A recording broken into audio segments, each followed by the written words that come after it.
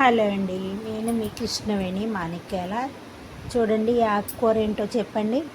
ఇది బచ్చల కూర ఎగ్తో special curry చేస్తున్నాను ఈరోజు.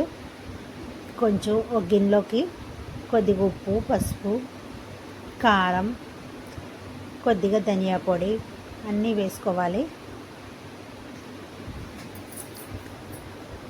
నేను చెప్పాను కదా ఈ వారం మొత్తం ఆకుకూరలు చూపిస్తానని, అందుకని చెప్పేసి చేస్తున్నానండి. కానీ కర్రీ మాత్రం సూపర్ ఉంటుంది, ట్రై చేయండి. అన్నీ వేసి మిక్స్ చేసేసుకొని కొద్దిగా వాటర్ వేసుకున్నాం. అందులో ఎగ్స్ కొట్టి వేసుకోవాలండి. 4 ఎగ్స్ వేస్తున్నాను, నేను సరిపోతాయి 4 ఈరోజు కర్రీకి. అందుకోసం బాగా బీట్ చేసుకోవాలి. అలా కలిపేసుకున్నాం కదా, ఒక గిన్నెలో వేడి నీళ్ళు మనం పొయ్యి మీద పెట్టుకుందాము.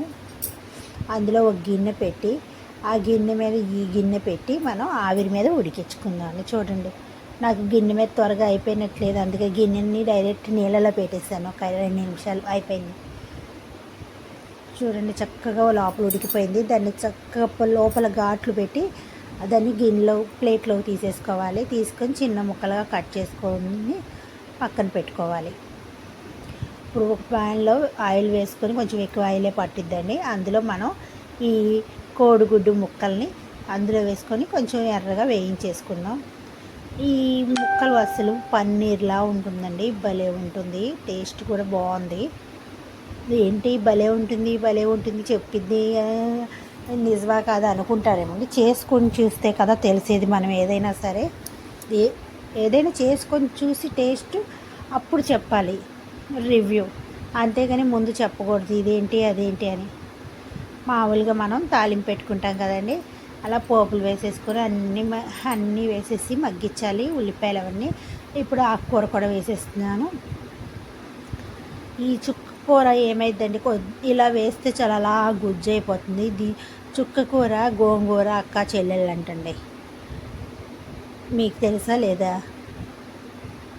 అది మా పెద్దవాళ్ళు చెప్పారు. చుక్కకూర ఆకుకూర సేమ్ ఒకేలాగా ఉంటాయి, ఒకే ఒకే జాతికి సంబంధించింది, అందుకే అక్క చెల్లెళ్ళు అన్నాను నేను.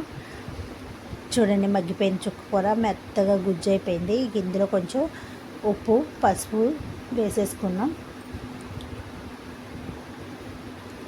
ఉప్పు పసుపు వేస్తే రెండు ఒకేసారి వేస్తే చక్కగా అందులో ఉన్న నీరంతా, కూరలో నీరంతా బయటకు వచ్చేసి, ఇంకా ఉడకకుండా ఏమన్నా ఉంటే, మామూలుగా మనం ఏదైనా ముక్కల కూరలు లాంటివి ఉండండి చక్కగా ఉడికిపోతుందండి. కారం కూడా వేసేసుకోవాలి. దీనిలో కొంచెం ఎక్కువ కారమే పట్టిద్ది, చూసుకొని వేసుకోండి, ఎందుకంటే ఈ చుక్కకూరలో కూడా పులుపు ఉంటుంది. చూడండి, చక్కగా మగ్గింది, ఎంత చక్కగా ఉందంటే భలే ఉంది.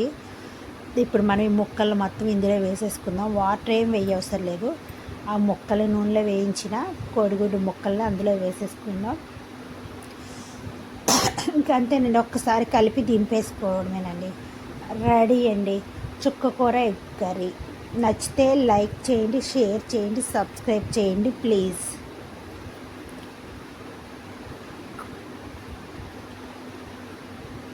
ఆహా ఏమి